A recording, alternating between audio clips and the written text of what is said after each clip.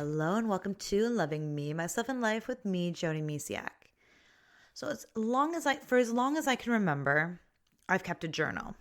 And I'm going way back to 9 or even 8. And I remember having a journal and I had a list of 9 or 10 boys' names in there.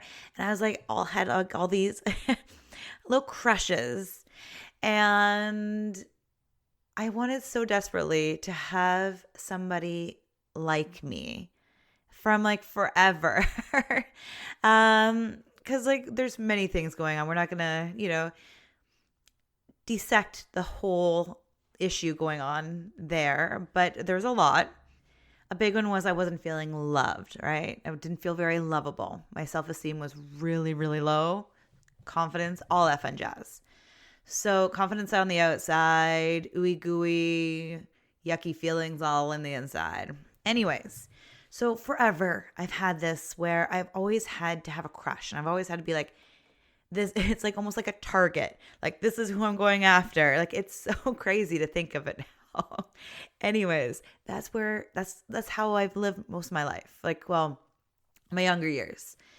And luckily things changed when I was 25 or 24 turning 25, somewhere in that realm.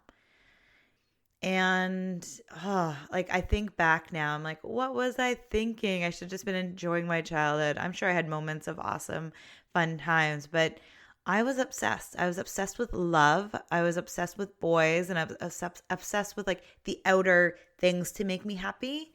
And now I know that it all starts with us, or myself. So it starts inward, not outward. And there was a year there where I literally just focused on myself.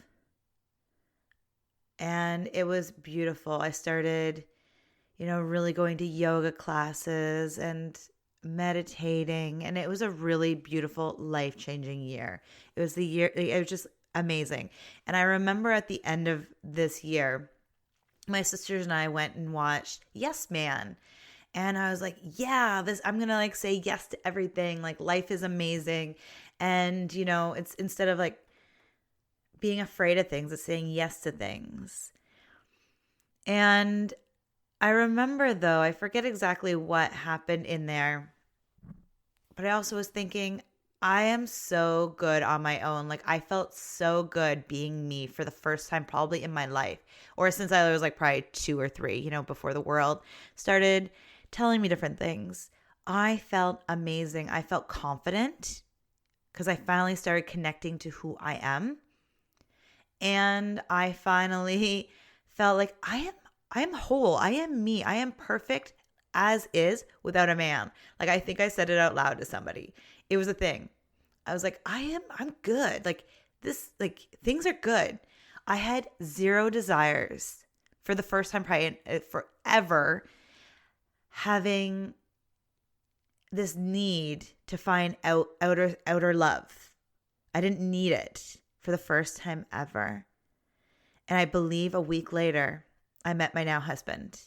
I met I met him, and it was incredible. And in fact, he had to keep asking me out because I was so not even thinking about dating at that point. I was I finally was good on my own for the first time in my life. So I titled this podcast, Finding Love. And here's the truth. It starts with you. It starts with getting to know yourself, creating a deeper, loving relationship with yourself. Really helps you, on every area of your life. And that includes romances or even friendships. Knowing who you are helps attract what you truly need, instead of guys that do not line up with who you want. If you're hurting inside, or things are going on, or you're not connected to who you really are, you're going to go after guys or girls, anybody, could be, anyways, you just don't know if you don't know who you are, you don't know what you truly want. Or maybe you truly do know what you want, but not knowing who you are really, or if you're not really connecting to who you are, doesn't help like bring out the energy. So here's another way of looking at it. So when you love yourself, or at least you can accept some parts of you. I'm not expecting like you to love every area of your life overnight or anything like that. Like I said, it took me a year of really like focusing inwards. And I'm not saying it takes you a year either. But focusing and spending time with yourself, getting to know yourself better, because when you start loving yourself, that love goes out into the world. And then that loving energy comes back. But when we hate ourselves or beat ourselves up or we're just negative all the time, that goes out there. And then we get it back. Like there's just so much when I try to stay very positive for my kids. And sometimes though, like it can get really exhausting. Like if I don't fill up my positivity, like my cup of awesome, it can really take a toll. So the people we hang out with can feel our energy and we can feel theirs. So the more we love ourselves, the more we like spread that out to people, and we attract the people with like energy, with awesome positivity. Like I said, I literally had like, it was a moment of just pure awesome love for myself. And I finally was like, I am good. I'm good.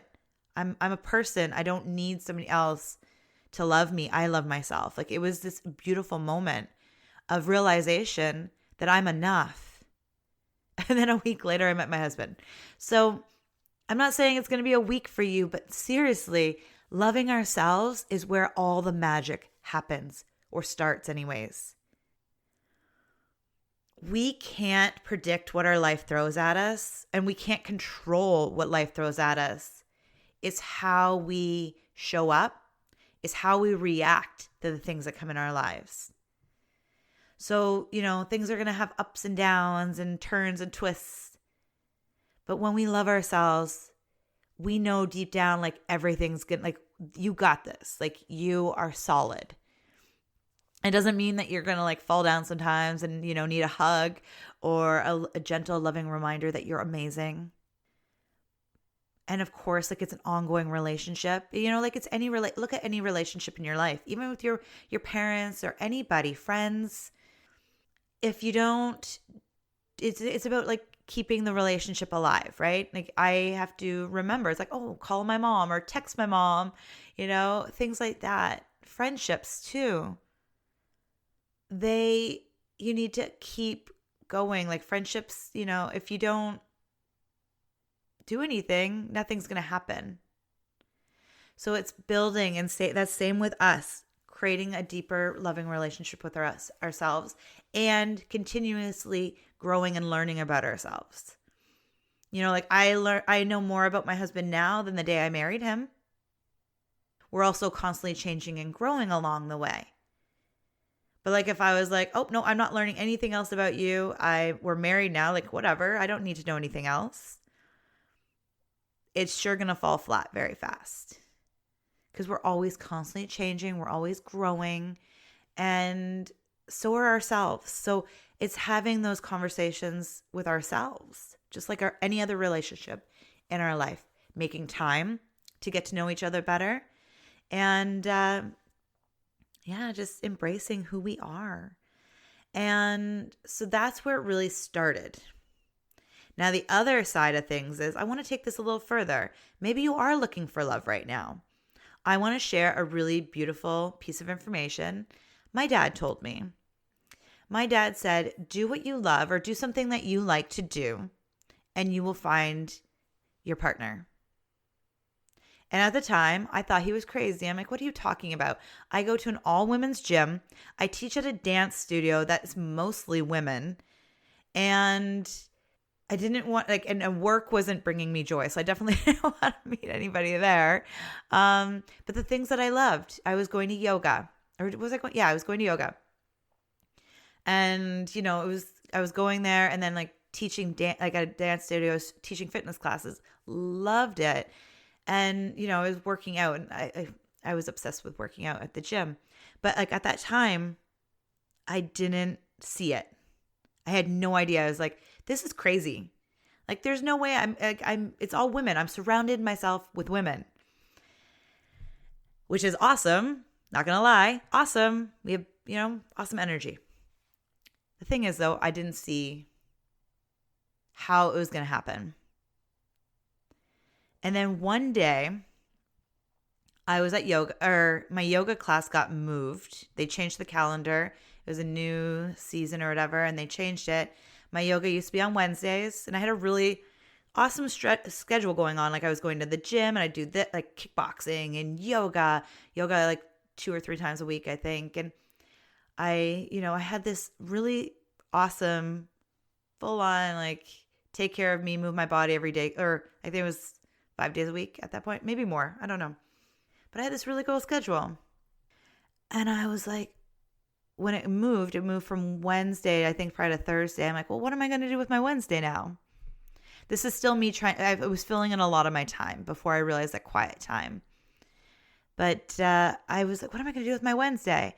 And instead of getting mad, that used to be my knee-jerk reaction, getting frustrated and angry because something changed, I embraced the change. I was like, I get to do something different with my Wednesday. And I looked at the dance studio schedule that I worked there anyways. So I was like, what classes are on Wednesday? Maybe I can go there instead of the gym. Sure enough, salsa. I'm like, oh, I've always wanted to learn salsa. So I went to the studio. And the first week I went, and it was a couple and myself and the instructor. So most of the time I danced with the instructor or the other person's partner. So that was slightly awkward for me. But such is life. I was embracing, being single and being cool with it. So I didn't feel too awkward. I was like, I still need a partner though. And I remember going home that night, and I spent I don't know how long on my phone going through my contacts of all the guy friends I know. And there are some I feel would go. But I was like, I'm going to have to pay their way because they're not going to go paid. They'll go and help me out kind of deal, but they're not going to enjoy that as much as me, and they're not going to want to pay for it themselves. Anyways, I decided I'm going to go again by myself. Let's see what happens second week. So I go, and sure enough, this time it was the same couple, the instructor, and another person who is now my husband. He was also there alone. So we got to partner up. And after class, actually he wanted to go to the next class after too. And he was bugging my friend who owned the dance studio to join him and be his partner because I was leaving. And then, of course, my friend, being my awesome friend, talked me into staying instead and being his partner. So we ended up dancing and taking ballroom dance lessons afterwards. So I did 2 classes with him. And the rest is literally history. So I was so excited to meet at that point, it was just like, I got a dance partner. I was so very excited. But anyways, I did what my dad said, not knowing how it was going to happen. And actually, at that time, I actually forgot what his words were because I thought they were so silly. But the truth is, when you do the things you love, when you do things that bring you joy, that are who you are, you get to meet friends that have similar interests that you can hang out with. You can meet, if you're looking for a partner, a soulmate, you will find them there. But it all comes back to knowing who you are first. And you don't need to know every little detail of what makes you tick or what brings you joy. But it's doing one thing that brings you joy. And then learning more and more about yourself and doing more things that bring you joy. And joy will overflow everywhere in your life, including in your love life, your relationships with friends and family, your community. I've come so clear with who I am that I now live in a community with so many amazing and loving people that I'm like, wow. I've even thought, I'm like, why didn't I do this sooner? I wasn't the person I needed to be to make that move then, but I am now. Every day we get to choose if we beat ourselves up or if we become our best friend. You get to decide. And every time you pick you as your best friend. You send more love out into the world and you bring more love back to you with yourself, with everything in your life. I hope you have a beautiful, beautiful, loving, lovely day. Bye for now.